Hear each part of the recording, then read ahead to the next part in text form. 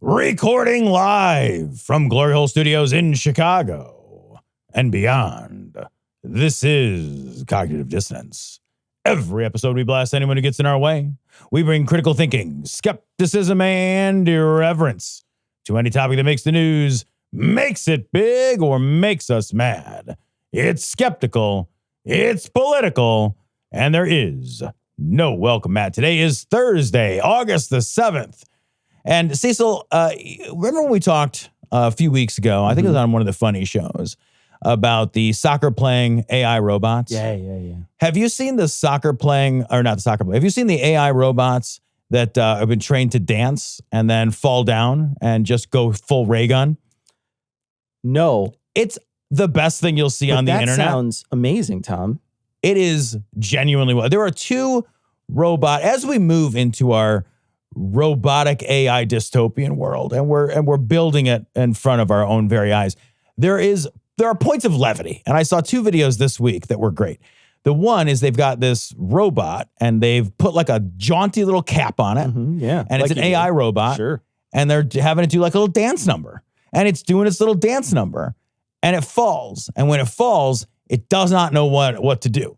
So it just fucking flails around like a toddler having a tantrum in the store. That sounds amazing. It's hilarious. Do you think that the Boston Dynamics people, this happens all the time to theirs, and they just never show us when it spazzes? Yes. You think it happens all the time? So the second video that I saw is more what I think happens at Boston Dynamics. So the second video I saw had a humanoid robot, and I read this, it stands about 5'9" tall, weighs 100 and whatever pounds. Sure. 100? Only 100 pounds? Yeah, it was lighter than I thought. I guess, yeah, it was lighter than I thought. It's an AI-powered robot. It was tethered to this metal thing by its head, and these engineers are standing by it, and then out of nowhere, it just starts freaking out and flailing everywhere and almost like attacks. It almost like hits these guys because it just starts fucking freaking out. And so what I really think is that like most of the time when the Boston Dynamics robots malfunction, they probably just run roughshod through the place and kill everybody. They have to hire brand new engineers every and that's why you don't get video. Absolutely. That's it. It's robot flamethrower dogs all the way down now, man. Yeah, I do the same thing. I strap myself up with a tether, and then I turn the news on and I flail around. All right. Well, speaking of unmitigated disasters, this story's from the New Republic. FBI reportedly redacted Trump's name in the Epstein files. New details are emerging about the FBI's review of its documents on Jeffrey Epstein. Keep the pressure on. Keep the pressure on, although there's a few stories in this that show you that even keeping the pressure on, they will right in front of your face, like right in front of you, look you in the eye, like hard eye contact, and then tear the document in half. They don't give a fuck. They don't care, man. They just will do everything. And people will be like, hey, man, you did that. But like, no, I didn't. Shh. Yeah, man. Shh. And they're staring you in the face when they do it. It's super hard to have a scandal now. It really is. Not because scandalous things aren't happening, and not because we don't know about it, but like we've moved into like this weird scandal-free zone. Yeah, we're in this weird area where you don't punish people. Right. Well, and also everybody has just become sort of like we're inoculated against reason at this point. So I think we used to live scandal exhausted. Yeah. We lived in a world before where I think we'd be like, well, if crazy shit happens, we'll all agree that was crazy, right? And now we live in a world where it's like crazy shit happens and your Uncle Fred is like, it never happened. And you're just like, but it fucking did, dude. Like we all literally watched it. Here's a video. Yeah, video. Oh, hey, that's just the government deep state liberals telling you about the AI cabal of adrenochrome. We got rid of those. Ain't no more of those. Those don't exist anymore. No. Deep state liberals. If there is a deep state liberal right now in government, they are hiding under the desk like they did back in the 50s for a nuclear bomb test. That's what's happening. And they're waiting. They're just under their desk and they're doing like the duck and cover thing. That's what they're doing. Yeah. Because there certainly isn't any open because they were fired immediately. Oh, yeah. They're all fucking fired. Yeah, they're all fucking fired. Yeah. I mean, like, you saw last week that the Trump administration, they basically made the EPA come out and say greenhouse gas is totes nothing. Yeah. Right? They just were like, hey, look, we found a scientician. We can all agree, right? Wink. So what's great about that, though, is that because greenhouse gases are now nothing and that entire scientific principle is been discredited, now when you get in your car on a hot summer day, it will be the same temperature in your car as outside because there's no greenhouse effect. Well, that means I'm just going to fry an egg in front of my house.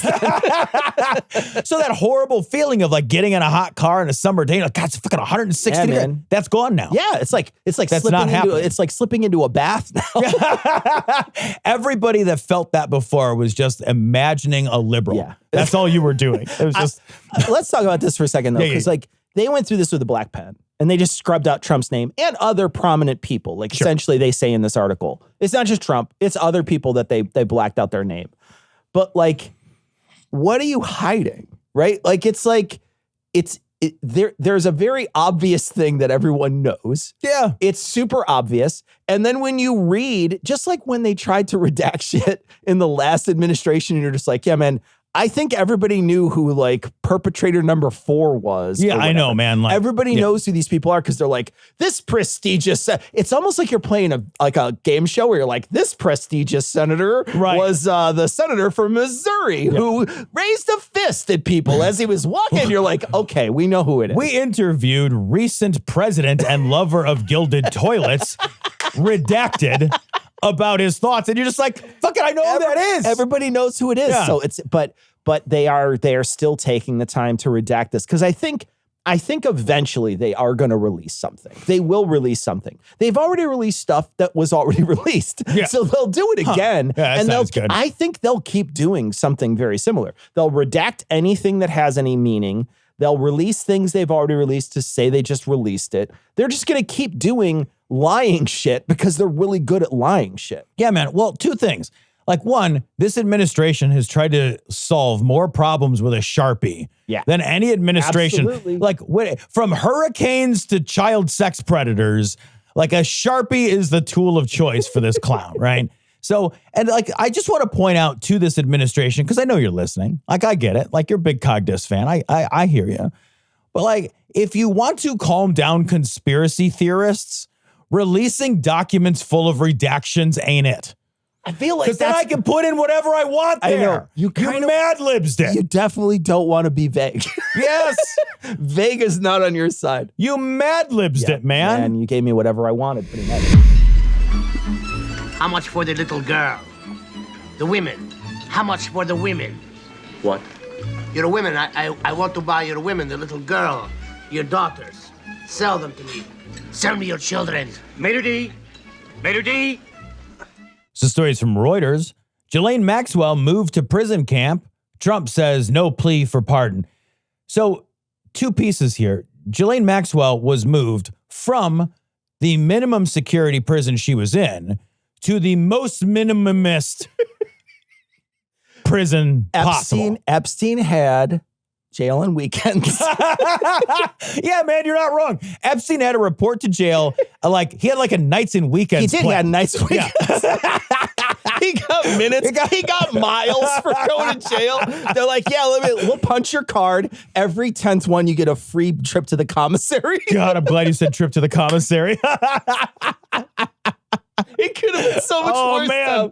It could have been so much worse. Yeah, it's so funny. Like everything about the Epstein thing a long time ago was such a sweetheart deal. Yeah. He literally had to do nothing. He just show up like dancing once in a while and be like, sorry guys, I got a business meeting I gotta take. Yeah, and then he just leave prison. I literally leave prison and then come back later and be like, I guess I'll sleep here tonight. Okay, fine. I'm gonna sleep also in a segregated space that's specifically for me. And like, he did prison like you would do summer camp. Yeah. You know, like I actually did prison even less because summer camp, you can't leave. Yeah, your parents have to sign you in and out. He was just like evidently at a work release program that usually child sex predators don't qualify for. He wrote to his senator, hello, mother. Hello, father. He didn't have to write to his senator. His senator just sits there and says, please, on my face again. Oh, yes. Oh. So, yeah, seriously, this is exactly very similar to what happened to Epstein. I mean, like, Maxwell was moved to a detention facility that doesn't even have like barbed wire and fences and shit. It's basically like a trust fall. They call it club fed. Yeah, they do. They call it club fed. It's awesome. This is like it's nothing. This is nothing. It is. It's nothing. This is and like Ghislaine Maxwell, like Jeffrey Epstein, is a monstrous facilitator of child sex. Absolutely. 100%. Shit. And also a person who, from the documentary I watched about her, also literally engaged physically in some of the same abuses. Did some of the same things, yeah. So like, there's no lesser crime here. Yeah. It's maybe lesser in volume in some ways, but she is absolutely a child sex predator. And those people aren't typically in the wink, wink, please stay here overnight prison. Yeah. Like, and she was already in a minimum security prison. She was already in an easygoing, simple facility, and now she's in an even easier one where she gets her choice of smoothie in the morning. So it's shitty, and it's the reason why she got that. Again, they do things right in front of your face. I know, man. They'll walk up and be like, "We're going to talk to Ghislaine Maxwell. Oh, here's a list of Democrats. Oh, she's getting transferred to another place." It's literally like you could just watch it happen. It doesn't happen right in front of you, but it happens so close to on camera, just off camera that you're like, come on, man. Everybody knows what's happening. Yeah, this is the locked room version of a conspiracy theory, right? Yeah. Like you were in a locked room together. It could only have happened like this. Yeah. That's it. Yeah. Like there's no conspiracy here.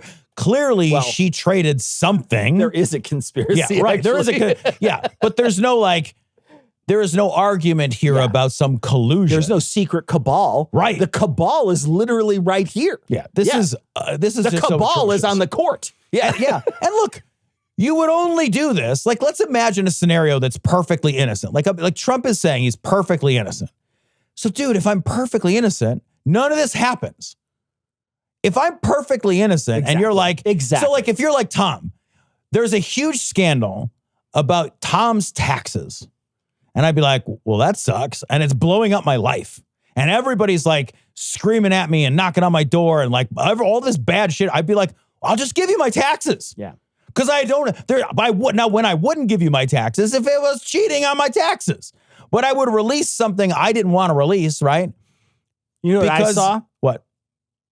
Obama's long form birth certificate. Yeah, right. You know what I saw? I saw that. Yeah. So did everybody else. Yep. Because he was just like, he was forced to release it. Mm-hmm. He was forced by everyone. Yep. Everyone was like, oh, you released the regular birth certificate, but we want to see the long form version of your birth certificate. Yeah. We won't take the evidence you've already given us. We want more evidence because we think there's a conspiracy. So he did. Yep.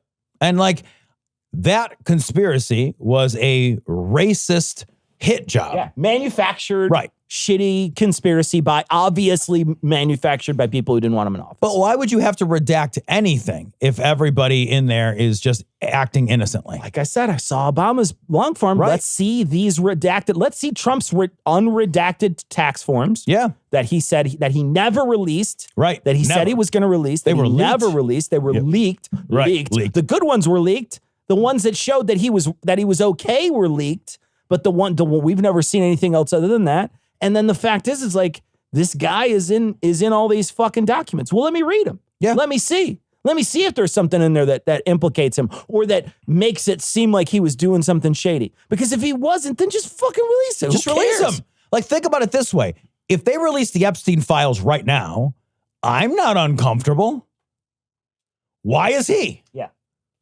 That's it. Yeah. Full stop. Yeah. Like, I know I'm not in there. Like you could read, I'd be like, yeah, I'm not in the fucking Epstein files. Well, and this other story here about the House committee issues subpoenas for Epstein files. This is AP, and they want depositions from the Clintons. And I'm like, okay, good. Yeah. But also get them from everybody, right? Yeah. Like don't pick and choose who gets to fall under the hammer of justice, right? It's like, man, I want to see everybody who was involved get it. And if it happens to be the president, then it happens to fucking be the president. If it's that Alex Acosta guy who gave him a sweetheart deal, I want to see that, right? Yeah. I want to see that happen.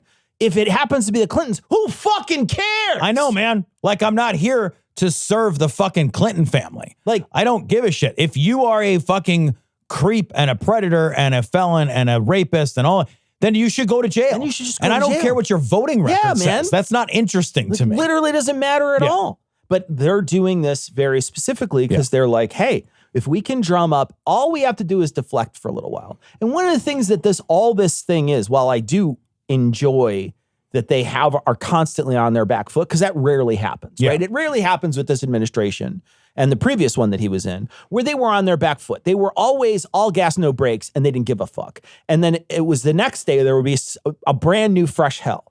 That's not stopping. There is still a brand new fresh hell every day. But what's on everybody's lips and minds is this Epstein thing. But every other day, there's a brand new thing. You just brought up at the beginning of the show, the EPA, right? Yeah. Like you bring up this brand new fresh hell that we're in, where we're now saying that greenhouse gases don't exist or whatever. And you're like, and in some ways, he should be thankful that this is taking up the mantle of all those other things, because people aren't paying attention to all the other shit that flies under the radar, because it's easy to slip anything past the goalie when you're constantly paying attention to the fucking Epstein stuff. Yeah, man, I can see it one of two ways, right? You could see it as if he intentionally doesn't release these documents and keeps this over here, then to your point, he can do all this other politically much more important evil shit, and it won't get as much attention, right? And then if he's not, so like, here's a strategy that could be true, right? I'm just making shit up. But let's say that he is not anywhere in the Epstein files. If he's not anywhere in them, it actually might be to his advantage to draw it out, do all this evil shit on the no one is going to pay as much attention to, then release the Epstein files, get clear to that, and he accomplished all that other evil shit behind it. Yeah. Now, I don't think that that's the case. I actually don't. No, I don't think so either. Far too strategic. I think you're absolutely right. I think he's too stupid to do that. But I think that he is bumbling his way into it. Yeah, right. But I also am watching, this is hurting his polling. It really numbers. is. This is crushing him. It's crushing him. Yeah. And that bothers him. Yeah. It genuinely bothers him. And the thing is, it bothers him, it's crushing him, and if he's innocent, it's real easy to fix.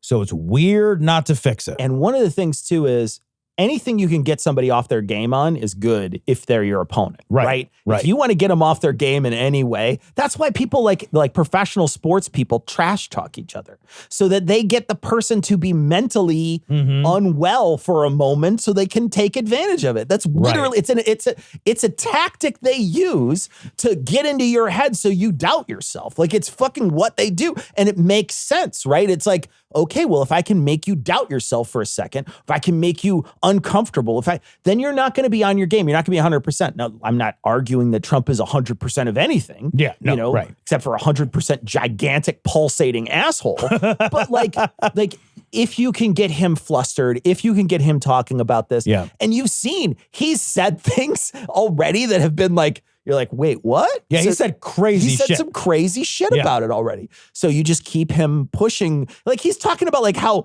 Epstein comes in and steals a girl from him, a young girl from him. Oh my God. And you're just like, dude, you don't have to say anything. There's a whole amendment for that. I know. And like, it's so funny because in the business world, right? So in our business world, if a competitor recruits one of our employees, we will use that terminology. So we'll say, oh, it's like so-and-so got stolen by our competitor, right? Yeah. So that's a pretty common kind of parlance in that space. You definitely don't want your competitors recruiting against you. We try really hard to recruit against our competitors. It's a strategic business thing. One, that's a weird thing to get upset about for your towel girl. That's an employee that is, I don't want to be an asshole, but that's an employee that's like imminently replaceable. It's not like a high-end employee that's got a specific skill set. That went to college for this or something. Those are people that like, they tend to be transient employees by nature, right? So it's a low-end job, doesn't take a lot of training or skill to have it. Those people on their own volition often don't stay long. On your volition, don't stay long. You wouldn't get that upset. You just would not. You wouldn't get like, we're not friends anymore. Upset. Also, like, and you wouldn't use language like, you stole my towel, girl. What? Also, like, a competitor for what? Right? Because you're using the language of competitor. Right. It's not like Jeffrey Epstein owned a golf course or something. That's super true, man. You know what I mean? Like, it's not like Jeffrey Epstein owned the golf course across the street and they were vicious competitors. Jeffrey Epstein's just another billionaire. Yeah, man. So what? What? No? Yeah. So clearly, yeah, that's a great point. And I mean, like, don't mind me. Let me go get my crowbar and open this up as deep as I can. I know, because man. I'm happy to do it. Yep. Happy to see somebody who has used the vehicle of conspiracy for so many years to see it bite him in the ass. I'm super wonderful. happy to see it. It's wonderful. Every day. Have it happen all the time. All right. You asked for it.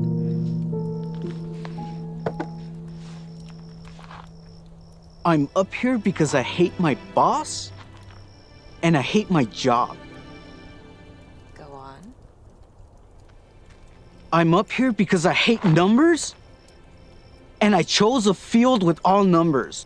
Scream it. I hate my job. Louder! I hate my job! All right, this story's from the Huffington Post. Donald Trump just delivered the worst 3 months of job growth since the pandemic. Man, I have heard, I don't even know at this point how many hours of news programming about the Bureau of Labor Statistics over the course of the last week. I pay attention. So we call it, like, in my industry for my day job, interest rates are an essential part of what I have to pay attention to. And so jobs reports that come out are really fucking important to me because jobs tend to drive interest rates. So when we call it like Jobs Friday. So like when job reports come out, like that is something that is often calendared in my calendar to pay attention to. Like, oh, I know the jobs report is going to come out. That may affect interest rates. Like today, we may see an effect. If that happens, I may need to react to it. So it's actually a pretty big deal. But it's like a super niche thing to be paying attention to unless you're like really in need of paying attention to the economic cycle at this point. The jobs report that just came out, they frequently get revised. Revisions to jobs reports are common. Not only not uncommon, they are common. They always actually get revised. And the reason that they get revised, just in case people don't already know, the reason they get revised is because the way that these reports are assembled is through surveys. So the Bureau of Labor Statistics sends out two different kinds of surveys, household surveys and surveys to businesses. And they basically collect that data in. And then based on the data that they get in, they create a jobs report. And they say, here's what we think that the economy has done in terms of labor this month. But that number is never right because they get straggler data that comes in after the fact from other surveys, and they continue to collect that data and reanalyze it, and it always amounts to some change. The rate of change is usually relatively small comparatively, but it's not always. Sometimes sometimes revisions show a lot more jobs added, occasionally a lot less jobs added. It kind of depends on what straggler data comes in. So all of that's fucking normal course of business shit. Like nothing actually abnormal occurred, except for that when the jobs data came in, it's bad. It's not good. It's bad jobs data. Turns out it's not good. And so Trump's response to the bad jobs data was to fire the head of the Bureau of Labor Statistics, who is literally just the messenger for this data. Yeah. This is cutting the head off the herald. Yeah. Yeah. It's exactly the Bureau of Labor Statistics head does not collate this data, is not responsible for analyzing it, and actually intentionally does not even have access to the systems that data is analyzed within. Crazy. So you killed the herald. Exactly. Yeah. It's a headless herald. Yeah. What? Why do that? Why do that? Well, and it's because you're a tantrum. You throw tantrums all the time. And like, we knew that. Yeah. We know he throws tantrums. I don't know how anybody stays working for this person. I don't know how anybody didn't just immediately be like, yeah, man, I quit. Yeah, man. Yeah, man, I quit. Fuck you, I quit. Like, I get that there's people that love this job, right? They've had careers, decades-long careers, and they love the job that they've been doing. But like, you are employed at his whim. Mm-hmm. And he has proven that over and over and over again. The Supreme Court sides with him on these firing things. He's proven that. Yeah. So, man, like, I just wonder when these really important people that are in our government get fired. I'm like, I wonder if they're sitting at their desk with the Pikachu face. I know, man. You know, you're just like, dude, you knew you were going to get fired the moment you released that. But what's going to happen now is before there was a person there who was telling the truth. Yep. Now what's going to happen? Well- Every job report's going to look fucking rosy. Yeah. Like, I am really worried that this is like a really Rubicon crossing line in reality control. The Trump administration has been doing reality control for a long time, right? Alternative facts. Alternative Second week he was in office. And I First think, time. yeah, Yeah. the first, and I really do worry about this one a lot because, you know, jobs matter more in many cases than inflation data, than a lot of other economic data. Jobs are a really important piece of data. If you can put somebody in that role and then empower them to lie about that data, it'd be hard actually to do. If they put a Bureau of Labor Statistics head in there, again, they don't have access to the analyzing. They don't have access, in fact, to the systems. But let's say they just lied about it. Let's say they get access. They're given access. They are given control. They're told what to report, that kind of thing. That would be such a big deal because it would undermine the transparency fundamentally that we rely on to make major economic decisions as a country. And we won't believe it. And the international community won't believe it. And like Argentina did this, and Argentina's economy collapsed. They centralized control of their economic systems and their economic reporting systems. And even as their economy faded and collapsed and inflation ran out of control, they kept reporting rosy shit. And the entire international community was like, well, guess where we're not putting our money? We're not going to invest in Argentina. Yeah. That's a real thing that could happen. Yeah, that's a danger. And everybody knows that. Everybody knows that. So they're talking about, and I'll stop in a second, but like they're talking about, you know, what's going to happen when the Fed is forced to cut rates here pretty soon. So they are going to get their arm twisted. They're going to have to cut rates. This data actually probably makes that a pretty reasonable thing to think about doing, right? But I just want to set this up that it is entirely plausible that the Fed will cut rates and you as a consumer won't see any of your rates change. It won't change at all for you. It won't change because if there is not good certainty domestically and internationally among investors that the U.S. Treasury bond is a safe investment, they can change that rate. It may or may not change. Sure, yeah. It may or may not change. Yeah. You could see trying to hide some of this, but the hiding will create its own problems. It's a fucking disaster. Well, and we've seen Trump has a great track record for running things into the ground. Yeah. So don't think that the American government is above that. Yeah. Right. He has run everything he's ever owned into the ground because he's a petulant, childish, stupid, oafish person. Yeah. Right. That's what he is. Yeah. He's never been anything other than that. Anybody who tells you, oh, he's a businessman, they don't know what they're talking about. He's not even a businessman in the sense that like Chicken Soup for the Soul is a good book. You know what I mean? Like he's not even that, right? Yeah, he's man. not even like the Chicken Soup of the Soul type businessman. He's a bad businessman. So bad. So bad. He had to have somebody ghost write a book for him about business that is literally just like rancid platitudes. It's so, yeah. That's the all art of it the is. deal. It's nothing. It's Horrible. literally nothing. Horrible. So to trust that Donald Trump is bad at this and he doesn't care how bad he is because he's never in his life felt a sting from failure. Not a single time in his life. The only time he's ever felt any sting whatsoever is when he lost that last election. Yeah. The rest of the time didn't matter because he never cared before if he won any kind of nomination when he ran in the past. Right. He only cared when he lost the presidency, and that stung the shit out of him. So understand that any sting he feels, it's negligible compared to what you're going to feel because he's angry. Do you think he's so bad at economics because he got his degree from Trump University, which went bankrupt? He's like a fucking D student at Wharton or whatever. Yeah, that's where it was. Like they're like, yeah, man, he wasn't fucking smart. Right. No, yeah. He probably got his way bought into Wharton. Yeah, bought in. You know, and then he like fucked around and then had heel spurs. And now or we're whatever. finding out. Yeah. Now we're all finding out. Exactly right. Wait a minute. I have an idea. Maybe if you tell me the bad news in a good way, it won't sound so bad to you. The bad news in a good way. Yes, I can do that. Yes, bad news in a good way. Yeah. Well, here goes. Wait till you hear this. This story is from CBS News. Smithsonian says Trump impeachments will be restored to exhibit. I thought this was great. This is interesting because last week, big story came out. They took it down. And everyone, even the Washington Post, is like, they took it down.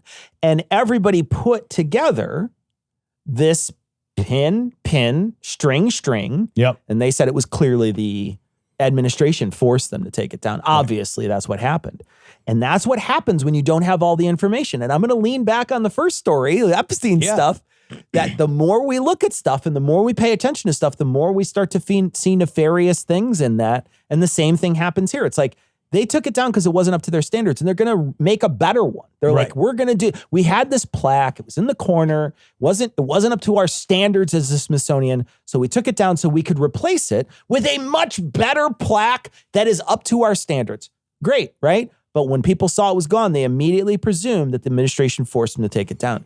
This is one of the moments where the administration wasn't involved, but it's one of those things that if you're paying attention to all the ripples in the water, this one seems like a really nefarious one. It does. And like to give sort of empathy to that thought process, the Trump administration has already leaned on the Smithsonian. Sure, absolutely, yes. So the Trump administration, we know they lean on universities. They've leaned on the Smithsonian. They lean on like the Center for Performing Arts. They lean on institutions that have historically lived entirely outside of presidential involvement. You're not wrong. So when I was like, oh yeah, like I immediately was like, well, yeah, I'm sure there was someone called. Right. Yeah. But yeah, you read the story and it's like, yeah, we had a placard and the placard actually was kind of blocking some other stuff and it really wasn't as good as we wanted it to be. And so we're going to make it good and then reinstall it. What I'm actually curious to see and would not surprise me, that's just fucking Tom making a prediction, is now that this is in the news cycle,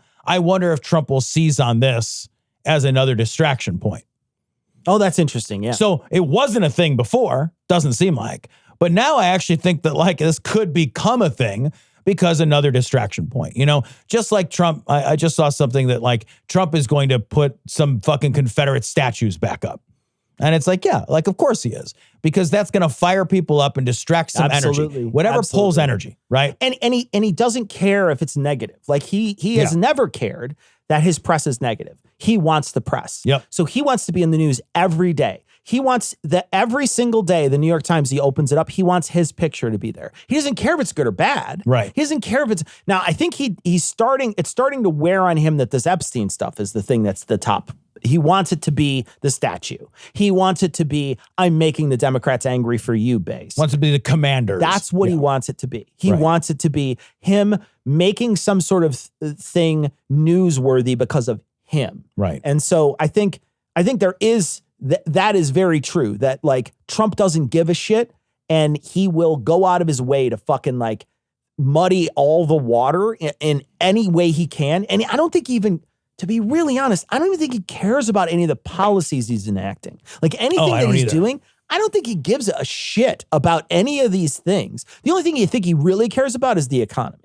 And he's bad at it, right? Tariffs and like, threatening the Fed chair, firing the labor statistics person. Like he's bad. He's not good at it. Right. But I think that's something that he cares about. But the rest of the stuff that everybody else is sort of convincing him to do, he's totally on board with. I would not put it past Stephen Miller to be the face and the ideas behind everything immigration. I don't think Trump has any ideas when it comes to that. What he does is he sits and he listens into a room and the person's like, hey man, we should fucking throw everybody out. And he's like, whatever, man. Yeah, I get the feeling that Trump is a racist. Oh, I don't ethnocentric as fuck and xenophobic. No, I know. Don't disagree. Yeah. So I think he's super sympathetic to those policies because he's like, yeah, of course we don't want the Browns here. Yep. Who gives it? Like, so I think he's an easy guy to convince of real bad ideas because he starts off super sympathetic because he's a fucking embittered, small-minded, angry white guy. Yeah. Well, if you'd listened to me in the first place, we'd all save lots of time. All right, this story is from The Hill. After only 6 months, Project 2025 is already 47% complete. Wow. Well, don't pay attention to Project 2025. Yeah. This is nothing. They're not going to do it. Why are you guys so worried about it? Half done. And then they, in this opinion piece, they're listing, they're like, yeah, and like also in the pipeline is more of it. Yeah. So it's not that it's only 47% complete. It's like expect it to be 75% complete by the end of the year.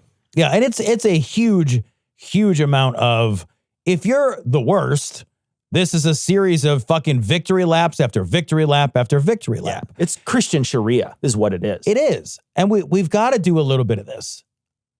Before the election, we spent a lot of time reading Project 2025 for our audience. Sure.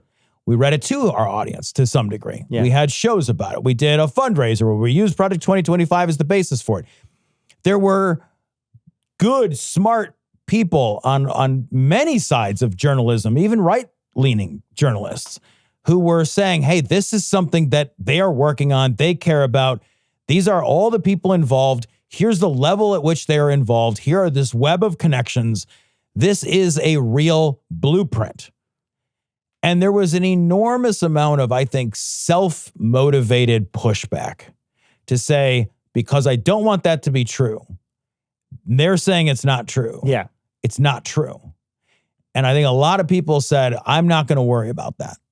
That's just not, and it's fucking happening. Yeah. A lot of people were convinced by Trump's populist message about, tax breaks for overtime and, the other things that he was bringing up, the no tax on tips stuff that he was bringing up. And they were convinced by that message. There was other people who were convinced by his other message about, because fear and crime is one of those things that everybody's always afraid of. So when he brings up crime as an immigrant problem, people were behind it. There was a lot of things that people were thinking like, okay, well, this message, this nationalist message that's pretty shitty is still better than what I, envision what would happen under Harris, right? And so they voted for him. And there's a ton of leopards eating faces now because they're all like, hey, wait a minute, we didn't vote for this particular thing. I didn't vote for this. I didn't vote to lose my Medicare. Right. I didn't vote to lose, all these other things. And you're finding that that's happening more and more and more. And a lot of those people hand-waved away Project 2025 whenever it was brought up. Yep. And you could see posts today dated from before that were like, I don't give a shit about Project 2025. I just don't want to pay tax on tips. It's like, well, okay. Well, now you're going to have to deal with Project 2025. Yep. And in Project 2025, one of the things they want to do is try to get away from overtime altogether. So sure, do you pay tax on overtime? No. But do you get overtime? No, you'll never get it again. And so there's a real systemic push by the Christian right to turn our country into a Christian theocracy. Yep. And we showed it in the documents over and over and over again. And the things that they've tried to do and the things that are on the docket are all Christian theocracy stuff. Yeah, I got to take a minute and remind people that in the early to mid 70s in Tehran, women were able to attend university and wear a miniskirt. And within a handful of months, that entire society flipped over on its head. Societies that exist one way today do not have to exist that way in 4 years. You're right. And it is important to remember that what is broken cannot always be fixed. Yeah. And what has changed cannot always be changed back. And we're in a position where right now we are going through and systematically disenfranchising and disempowering most by the numbers, most of the people in this country. The majority of them. We are disenfranchised, and that power collects somewhere else. Yeah. Right? So when you take power from someone, you are putting that power somewhere else. Great point. We are collecting power. We're collecting power in terms of political consolidation. We're collecting power in terms of economic consolidation. We're collecting power in terms of corporate consolidations. We are driving power into a smaller and smaller cadre of people. That's an oligarchy. Yeah. I just described to you an oligarchy. We are building that in earnest. Yeah. In earnest, we are building it. And we are building, as you pointed out, a religiously backed, religiously motivated economic and political and social oligarchy. Mm-hmm. This is a new thing. It's not a good thing. This was fucking predictable, though. Yeah. And that's the part, I do have to do this for just a second. But there were a lot of people who were like, yeah, nothing's different between the left and the right. The Democrats are they're so centrist that there's no difference between The Democrats and the Republicans, it doesn't matter if you vote. It doesn't matter who you vote for. Nothing's going to be the way I want it, so why should I do anything? You cannot look yourself in the mirror and say that the world that we are building now would be as bad if Harris were in charge. Yeah. You can't. That's an impossibility. If you do that, you're lying. You're just lying. Well, these things have repercussions, and we have to be pragmatic about them. Sure. Yeah, and I mean, like, if you think about it, everything under Harris would either be better or it would be the same. Right. Right? It's either better or the same. And when I think about it, I think about, very specifically think about Gaza. Yeah. Right? Gaza has been a horror nightmare for, what, 3 years? Is it 3 years now? I think it is. Yeah. I mean, like, it's been an absolute horror. They're starving people to death there. Yeah. They are systemically killing people in Gaza through starvation. Yep. Right? That is happening. That's a literal thing that's happening right now.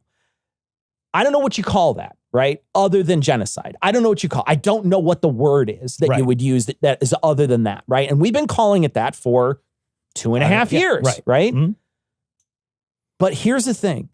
The people who are complaining about Gaza and talking about Gaza and calling Joe Biden Genocide Joe because he was contributing arms and stuff and not pushing for a ceasefire, et cetera, with Gaza. I haven't seen any genocide, Donnie. Yeah, I know. I haven't seen any of that. I haven't seen any of that happen. Where's that energy? And I haven't seen that energy pushed against him. And the worst part about this, the thing that's the most horrible, is we've created such a shithole here in the last 8 months that now our Gaza news isn't in front of you. It's not on the front page. Mm-hmm. The protests stopped being about Gaza and started being about anti-Trump, right? If I go down to a protest before that was very Palestinian focused in Chicago, it would be Palestinian focused. Right. During the Biden administration. It is no longer Palestinian focused. It is now anti-Trump focused. And occasionally there might be a speaker there that speaks about Palestinian issues. So you've essentially taken a issue that maybe could have been fixed. I'm not saying it could have been. I'm not arguing that there is deep differences between the parties when it comes to Israel, because I don't think there is. I think they are very much on the same plane. But at least you could have had more and more people's eyes on it. And you can't have that now. Well, and I would argue that, first of all, I agree that fundamentally, both the left and the right, the Democrats and the Republicans, I should say, both are fundamentally aligned with Israel in ways that make it difficult or impossible for them to stop backing Israel. Sure. I would, however, argue that the right will not listen to criticism at all. And the left might have been, right? And I'm not saying that they were. I'm just saying that they might have been. We know that they might have been. We know for sure that the right is not. Like Trump's solution to this is to displace all the Gazans and turn it into a fucking boardwalk. Well, and what did he do to people here who protested? He went after those colleges. Yeah. He deported people who were part of those protests. Right. I didn't see Joe Biden doing that while he was in power. No, right. So there is an obvious use of executive power against people who use that as a form of protest. So we're seeing that there's already something worse. Yep. Yeah. And again, you can't comfort yourself at night with the idea that you've taught the Democrats a lesson. That is a crazy thing to do because it assumes that we can fix it, that we'll have a chance to fix it, that if we teach them a lesson, that the Democrats will shift left and that we'll fix the problem. We'll be able to resolve this. How are you going to resolve somebody who's starved to death? How do you resolve that? Yeah. How do you resolve, if Texas decides that they want to have 5 more congressional seats and now we just never get the House of Representatives again? How do you resolve that? There are issues that we don't get takesies backsies on. So it matters. Like you can't just say well, we'll fuck over the Democrats because they're not responsive to our needs. I get that. We'll fuck them over and then they'll become responsive to our needs and then we'll have democracy again. That's not how it works. Yeah. That's not how it works. Yeah. They're trying to make it so you don't have democracy anymore. So you don't get a do-over. You don't get a do-over. That's not how any of that is going to work. So we've got 4 years of this. We might have an opportunity in 26 to put our foot on the brake of some of this. We might not even have that opportunity. May not even have that opportunity. They might just cheat the system and break the system in such a way that and again, all very predictable. None of this was not predictable. All of this, they wrote it down. Yeah. So that's the part that makes me crazy. It's like they fucking wrote it down. They said, this is what we're going to do. And then now they're doing it. And we're like, oh, but I didn't think. Pikachu face. Yeah, I can't. Somebody tells you who they are, believe them. Yeah, man. Cover your ears, boys. You're killing me. You cheating, game fixing son of a bitch. That wasn't even that bad, Uncle Pete. Yeah, it's Sunday. I left some shit out. This story's from the Texas Tribune. Texas House issues arrest warrants for Democrats who left the state to block congressional redistricting. So they're supposed to do redistricting only typically every 10 years after a census. So that's why we do it. That's one of the reasons that we do a national census. You do a census, and then after the census, you figure out where people are and how many there are, and you figure out all this stuff. And then they typically are allowed to do redistricting. Trump basically said, hey, Texas, if you redistrict and you gerrymander this properly, we'll get 5 more House seats. And with a House as competitive as it has been, 5 more seats is a fucking lock. It's essentially trying to climb Everest without fucking air. Right. Yeah. We're never going to do it. You'll never do it again. Yeah. It's Herculean. The Senate's already fucked. Right. You're already fucked on the Senate side. Now you're going to fuck the House. Because there's more red states than blue states. Yep. There's more chance that a red senator would get elected here in Illinois than anywhere else, or, in New York, et cetera. Like these places where there's lots and lots and lots of people might choose a Republican. They probably wouldn't choose a Democrat. They're certainly not going to have a Democratic senator in Arkansas. Right. Yeah. It's not the other. It doesn't fuck the other way. It doesn't do the other way. Right. So the Senate's already fucked. You're already clawing and trying to grab at Senate seats as much as possible. You have a fracturing on the left, which basically causes, people to become independents and wishy-washy in a lot of ways. Mm-hmm. And so you're in a situation now where it's like, okay, well, we won't have either house, and you're not going to have the presidency, and you certainly don't have the Supreme Court. So essentially, you're going to get fucked forever. Yeah, and man. they're trying to be the thing is that they had everybody. Yeah. They had everybody before because all they did was have a populist message, but they didn't care about that stuff. Yeah. They never cared about you, man. They ran on it, but they didn't give a fuck about you. And so now that they're in there, they're like, well, they're going to find out we don't give a fuck about them. So we better fix the system so that they don't have a choice next time. Yeah. This is literally saying out loud, let's cheat. Yeah. And that's what they're going to do. Yeah. Governor Abbott was like, cool, that's what the president wants us to do. Let me make sure that it comes right down the back of my throat, and then I'll get right on it. And that's what's happening. Democrats, in order to prevent a quorum, they left. They fled. Now, they're getting fined $500 a day. There are warrants, there's civil warrants out for their arrest to bring them back. You can't do this. This is not a long-term strategy. This is a pause and hope moment. That's all this is. They can't stay out of Texas forever. That's not a thing.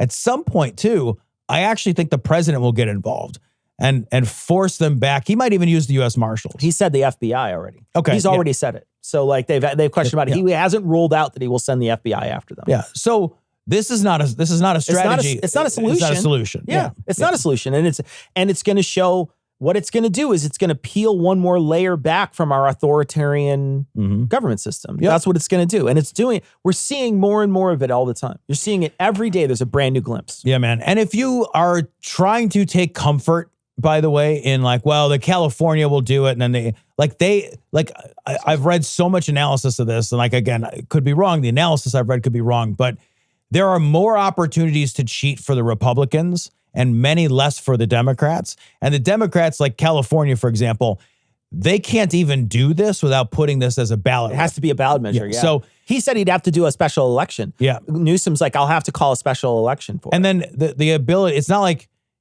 they can pick up 5 in Texas and then they can pick up 6 in California. So you better not do it. It's not how it works. There are more available seats through gerrymandering by most analyses on the right than there would be on the left. Sure, because it's easier. It's way easier to take a large chunk of uninhabited land than it is a small piece of the the densely populated area. And so it just makes sense that it's easier to do it on the Republican side because fucking cows get a vote in our country. I know. Well, as we're practicing interviews here, why are you the way you are? None of your damn business, that's why. CBS News, Florida officials warn about the risks of drinking raw milk after 21 people were sickened. Jesus fucking Christ, dude. Can you think of anything grosser than raw milk? Dude, no. It fucking sounds so nasty. Look, I'm a person, and you can fucking send me your hate mail. I can't imagine as an adult drinking a glass of milk. I tried a glass of milk a few years ago because I know people still drink milk as adults. I know it's common. Yeah. I'm not shitting on that. I'm not yucking your yum. But personally, I was like, I think I was having cookies. I dunked some cookies. I finished. I had milk. And I was like, I'll just drink the milk. And I was like, no, that's not for me. That's just, it's too much for me. It's a little overwhelming. I stopped drinking cow's milk a couple years ago. I still have butter in my house. Sure. I still on occasion will buy heavy cream. But for the most part, if I'm cooking anything, I'm using oat milk. I like oat milk. Yeah. I like oat milk. So I just drink oat milk. If you were to put them next to each other, I'd be like, I'd rather have the oat milk. It just like tastes better. Does it cook just as well? It does. I mean, like there's certain stuff that it does not as good for, but it's still pretty solid. So it's like, I mean, it's like a good substitute. I'll just take it. I'm like, yeah, I'll take it. If I'm making like a fucking cream soup or something like that, I might go out and buy, and especially if I'm making something that very specifically calls for milk, like actual milk, I'll buy it, but I don't keep it in my house. Like I used to keep it in my house, like growing up, my whole life, we kept it in our house. But then after a while, once we started getting better and better alternatives, I'm like, oh, okay, well, I guess we'll do this. And like you, I don't care if people like drink whatever you want. I literally don't care. I personally like oat milk as a glass of something over cow's milk. Yeah. But I couldn't imagine just latching my mouth on a fucking cow teat and chugging away. Seriously, like so what gross. On earth is happening in your life where you're just like, no, the things that we do, and this is exactly mirrors the vaccination thing. Yep. We have safe food in our country, food that is perfectly safe, that is checked all the time. And I know people will send me messages and be like, well, the pesticides or this and that or whatever. But I'm just saying, like, talking about very specifically with milk. They run it through pasteurization process. We know that works. We know it doesn't degrade it that much. It makes it stop tasting like fucking grass, which is great. And then you get to drink it and it's not got any pathogens in it. It's a fucking great process. Yeah. Really awesome. It also helps it stay together because they homogenize it at the same time. So you're like, oh no, that's pretty great. That's a pretty solid thing.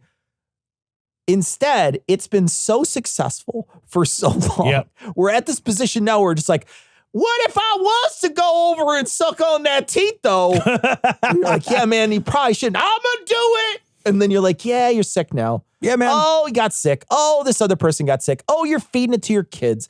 I always think too, Tom, whenever I hear these stories and people like young kids get sick, I think that should be a negligent charge. Dude, 100%. If you're a crazy person and you have your child and you want to be a crazy adult and get sick and fucking shit and puke for like 3 straight days, like the fucking fountain of fucking youth, you go ahead and do it, right? If you want to put yourself through misery, awesome. But if you fuck your kid up through food poisoning because you're stupid, that's a fucking, the CPS should be called. Dude, 100%. Or like if I go to your house and you serve me a food. Yeah. And you intentionally bought raw milk and you didn't cook it. You didn't tell me. Right. And you didn't tell me. Yeah. You made ice cream with it or something. And like I ate your fucking homemade ice cream. We were just sitting there doing shooter after shooter of milk. Like, think about how gross. Like people who are drinking raw milk, imagine for a second a dairy farm. A dairy farm, cows just shit where they're standing. Yeah. They don't toddle off to the fucking loo. Right? They don't take a dump in the port. They just shit where they stand. And they eat 8 feet away from that. And they shit. And then the milking machines come out. Like, we need to decontaminate this. Yeah. This is not a clean process. All we're saying is, let's not eat shit. Seems like a pretty reasonable thing. Let's not eat shit and pathogens. And instead, people are like, well, you're ruining all the good stuff. You're taking out all the good stuff. What good stuff? Yeah. I've heard the same fucking dipshits I've heard people like, well, I like to drink I like my milk the same way as the Amish. If it's good enough for the Amish, all they do, they get their milk, they scald it a little, and it's like, that's pasteurizing. You realize that they're pasteurizing. It's stupid. That's the same thing. It's heat pasteurization.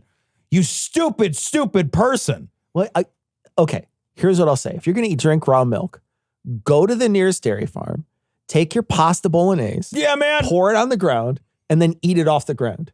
Delish. Eat all your food. In fact, everything you eat, you should walk out into your yard, wherever you are. Yep. You know what? Go to a busy place, a busy street, and dump it on the sidewalk and eat it off the sidewalk. Would you do that? Yeah. Would you do that? Of course you wouldn't do that, you stupid person. You just want to grab these people by the lapel and be like, you're so stupid. You're so stupid. What is wrong with you? You're so stupid.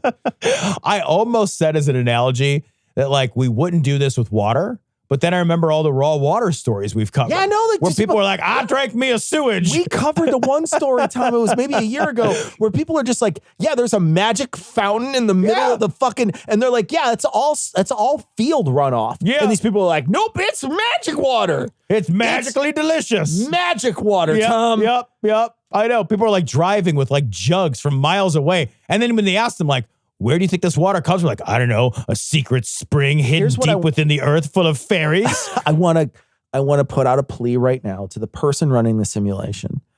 Get me out of here. I will take whatever red or blue pill you give me. So just get me out of the simulation. I know, man.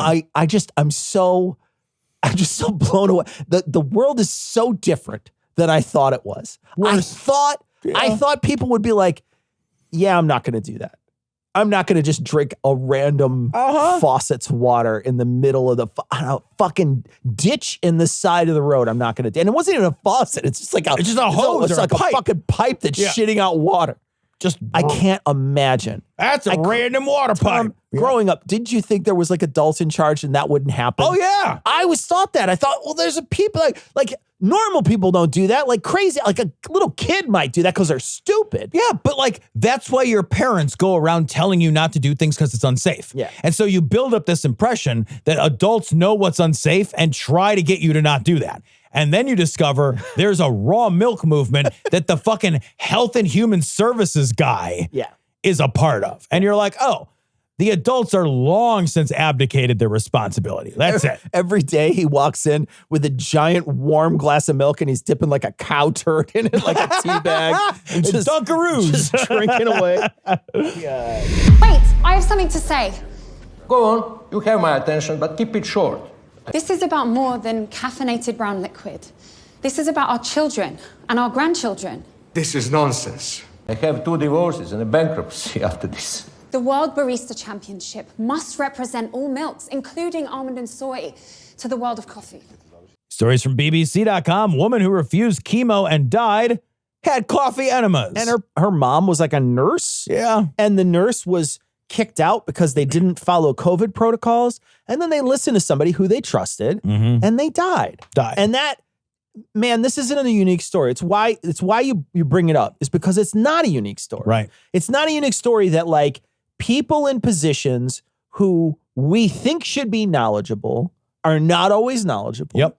And often motivated by other means to use that qualification as a weapon. Yep. To use it as a way to say, I'm a person who you should trust, and I don't think the establishment is correct on this. Yep. Yeah, I got to say, though, this lady, 5 coffee enemas a day. Lot. That's a lot. And I was like, God, after the first 3, I just don't want anymore. Yes. You know? I'm just like, I'm fine. Can you imagine how fucking jazzed up you would be? 5, because you get a lot of it. You absorb a tremendous amount of shit from a coffee enema. Like, it sounds like, first off, coffee makes you go. Right. So aren't you like, I mean, like, this is like, seriously, like, that's like, it's like intravenous Olestra. Like, what are you doing to your body? I cannot. Have you ever had so much coffee in a day that you're like, I overdid it and I'm uncomfortable? No.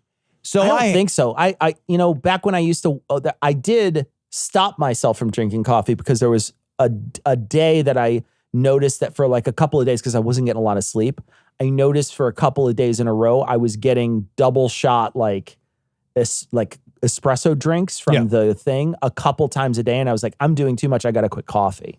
So there was like, my brain was like, that's too much. So I have done it. Right. But I didn't, there wasn't like a feeling like my body was like, I'm going to do something. I got a problem. You got it. I got a problem. You got a serious love issue. coffee. Sure. Like I just want coffee, especially iced coffee, or especially cold brew coffee, I should say. I love it. If it was not insane, I would drink it like as my drink of choice throughout the course of my day. And like, I know I could have decaf, but I don't. But like, I have had so much coffee that I was like, oh, my blood pressure is so high, my vision's a little blurry. Jesus fucking Christ. Tom. Yeah. Do you smoke the beans? Like, what is happening? Well, I'll tell you what I don't do. I don't shove it up my ass. Could you imagine if you did, though? That's what I'm saying. Like, Tom just got a stadium buddy shoved up his bum, shooting it up there. I'm just like, I'm working at Starbucks and I've got to shove he's got one of those hats. You know those hats where they have the thing on the side, except for the tube goes down right up your ass. It goes right down into your pants. You're like, where does that tube go? You don't want to know. Don't ask questions you don't want. Because on this side, I have unpasteurized milk. I'll tell you, I'll make a latte of unpasteurized milk and coffee and shoot it up there. The thing is, though, if you made the latte, you would at least pasteurize it because you would heat that. Now, I don't know that you would heat it enough. You probably wouldn't heat it enough to the level because I think you get it up to like. I'll just have a cafe con leche, you know. I'll have the cold brew. A little bit of cream. I'm cold brewing something right now.